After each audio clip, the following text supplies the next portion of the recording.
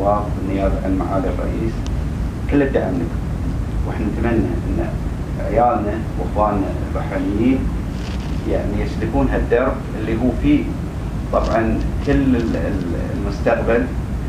مجلس النواب احنا نتمنى ان يعني نشارككم في هالامر وانتم تشاركونا في دعم اعمال السلطه التشريعيه. اشكر اخوي ابو محمد والاستاذ اسامه. طبعا انا ما حضرت الدوره ولا ادري اللي صار، لكن من خلال الكلام الانسان يستنبط النتيجه، وانا استنبطت امر كبير كان اخوي ابو محمد، وطبعا انا اعتبره اخوي الصغير. الله يجزيك خير، اتشرف. وانا اتشرف ان شاء الله ان اكون ضيف عندكم في الدوره الجايه. الله يحييك، ما هو كراعي ولكن كمشارك. انا وياكم اخوكم الكبير، الداعم لكم وحضوري لكم بالعكس سرني وفرحت اكثر لما شفت وعايشتكم في كلماتكم البسيطه، في كلمات كبيره في معانيها. فانا اتمنى لكم كل التوفيق وكل النجاح والاستمراريه ان شاء الله، وشكرا. الله يجزيك.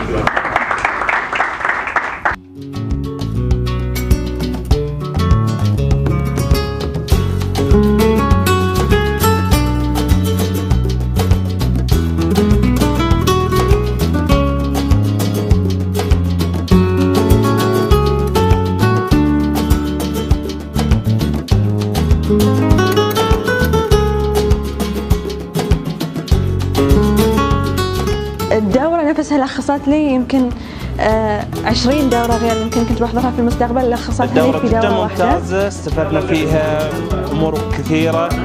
عنا كانت الدورة موضوعها دسم جدا لكن كانت خفيفة، التقديم رائع، المدرب كان جدا متواصل معنا، نقل معلومات كثيرة جميع الأشخاص اللي هو يبي يتميز وياخذ دورات، أي حق الأستاذ أسامة أو الأستاذ عبد الله في مركز إبراز تقديم هذه الدورات للاستفادة. جدا اضافات لي، من اهم الاضافات اللي اضافت لي كسرت عندي حاجز الخوف اللي يكون بيني وبين المتلقين، وهذه انا بالنسبه لي شيء وايد كبير، وان شاء الله بيساعدني في المستقبل ان اواصل رساله التدريب من بعد الاساتذه الكبار اللي دربونا في الدوره. بالتوفيق للجميع، وهذه اول خطوه لنا وان شاء الله للاحسن.